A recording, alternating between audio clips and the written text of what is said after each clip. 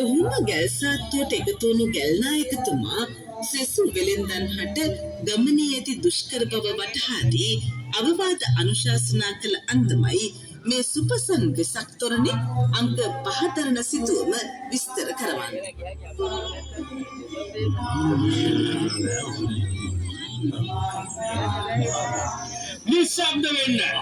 නිශ්ශබ්ද වෙන්න සියලු දෙනා.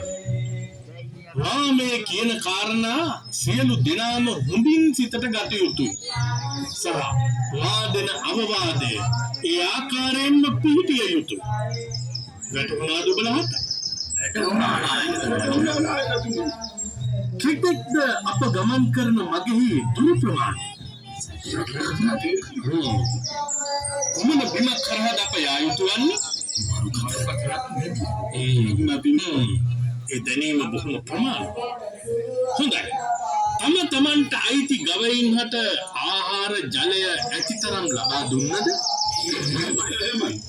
ගබඩා කරගත් ආහාර ජලය සැට යොදුනක ගමනක් සඳහා සෑහේද පාට?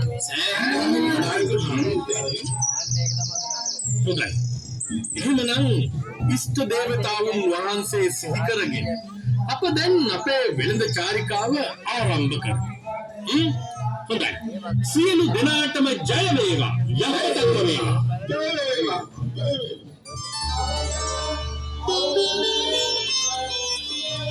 මෙසේ ඒ කරුණාවන්ත පෝසත් ගැල් නායකතුමා පළමුව ගවයින් හට ආහාර ජලය ඇතිතරම් ලබා දී අතිවැසි ගැල්කරුවන්ගේ සියලු ඕනෑ එපාකම් සොයා බලා ගමනට අවශ්‍ය තරමට ආහාර ජලය හිම ගැල්වල පටවාගෙන ගමන පිටත් වුණා.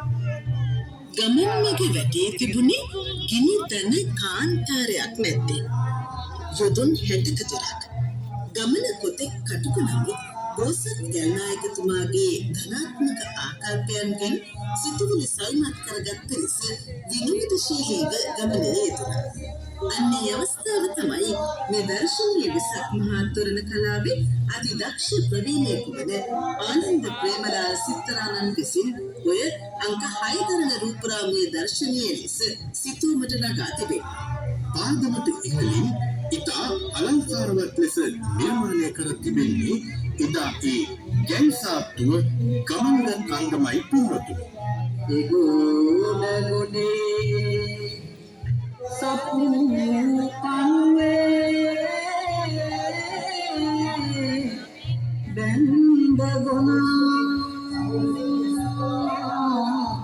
මේ ගොඩ ගොඩේ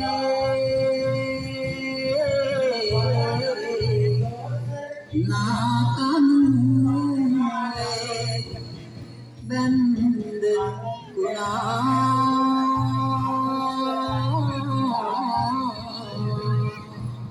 දිගුරුඩ තලා එන වතුරට බැන්ද ගොනා අපොයි මගේ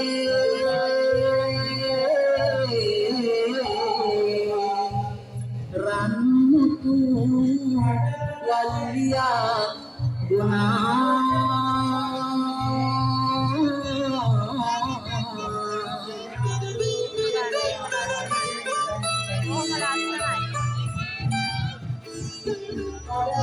වැල්ල රත් වූ විට ගමනේ යෙදෙන්න හරිම අපහසුයි පින්වතුනි. ඒ නිසා මේ වෙළඳ පිරිස දිවා කල ගැල් ටික කවාකාරව නවතා තබා ඒ මැද මණ්ඩපයක් සාදා උයා පිහාගෙන කාදී නැවත ගමන ආරම්භ කරන්නේ රාත්‍රී කාලයේ තරුණ ඔස්සේ. එලෙස විඩාව නොතකා පිරිස ගමනේ යෙදුණා බොහොම සැහැල්ලුවෙන්.